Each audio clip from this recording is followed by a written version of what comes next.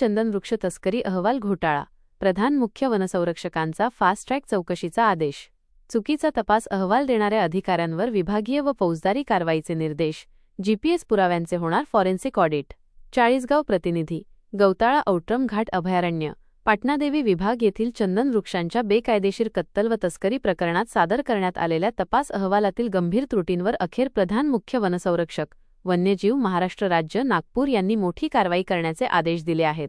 Crime and corruption control association (CCCA) या संस्थेने दाखल केलेल्या तक्रारीनंतर 29 ऑक्टोबर 2025 रोजी जारी झालेल्या आदेशात चौकशीला गती देत दोषींवर तातडीने कारवाई करण्याचे स्पष्ट निर्देश देण्यात आले आहेत.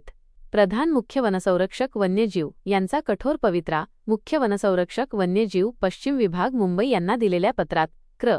2693/25 सादर झालेल्या अहवालातील दिशाभूल करणारी माहिती, जीपीएस व पंचनाम्यांचा अभाव आणि आकडेवारीतील विसंगती यावर सविस्तर व उच्चस्तरीय चौकशी करण्याचे आदेश दिले आहेत.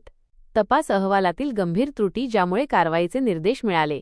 विरोधाभास. बोढरा व बोढरा बीट येथील चंदन वृक्षांची संख्या परस्पर विरोधी नमूद करणे. अपूर्णता. अभयारण्याच्या विशालतेच्या तुलनेत केवळ 2 बीटचीच तपासणी करणे. पुरावे वगळणे. जीपीएस पुरावे आणि स्थळनकाशे हेतुपुरस्सर वगळणे. खोटी माहिती. अहवालात खोट्या माहितीचा समावेश करून प्रशासनाची दिशाभूल करणे.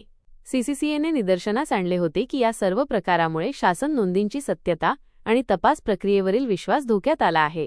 आदेशानुसार तातडीच्या 3 महत्त्वाच्या कार्यवाही. प्रधान मुख्य वनसंरक्षकांनी खालीलप्रमाणे कठोर कारवाईचे निर्देश दिले आहेत. विभागीय चौकशी. संबंधित दोषी अधिकाऱ्यांवर महाराष्ट्र नागरी सेवा, शिस्त व अपील नियम 1979 मधील नियम 8 आणि 10 नुसार तातडीने विभागीय चौकशी सुरू करावी. फौजदारी कारवाई. चुकीच्या अहवालाबाबत भारतीय दंड संहिता IPCच्या कलम 218 नोंदीमध्ये खोटे विधान करणे, 409 सरकारी नोकराकडून विश्वासघात आणि 120B षडयंत्र अंतर्गत आवश्यक फौजदारी कारवाई विचारात घ्यावी.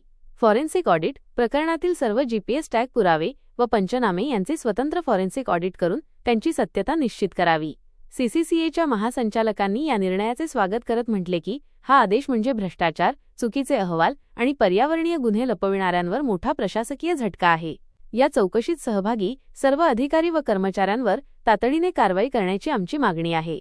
या निर्णयामुळे वन विभागात प्रामाणिक तपास व जबाबदारीची भावना पुन्हा दृढ होईल असा विश्वास CCCAने व्यक्त केला आहे. पुढील काही दिवसांत या प्रकरणावर संस्थेकडून स्वतंत्र सार्वजनिक निवेदन आणि पुराव्यांसह सविस्तर माहितीपत्रक प्रसिद्ध केले जाणार आहे.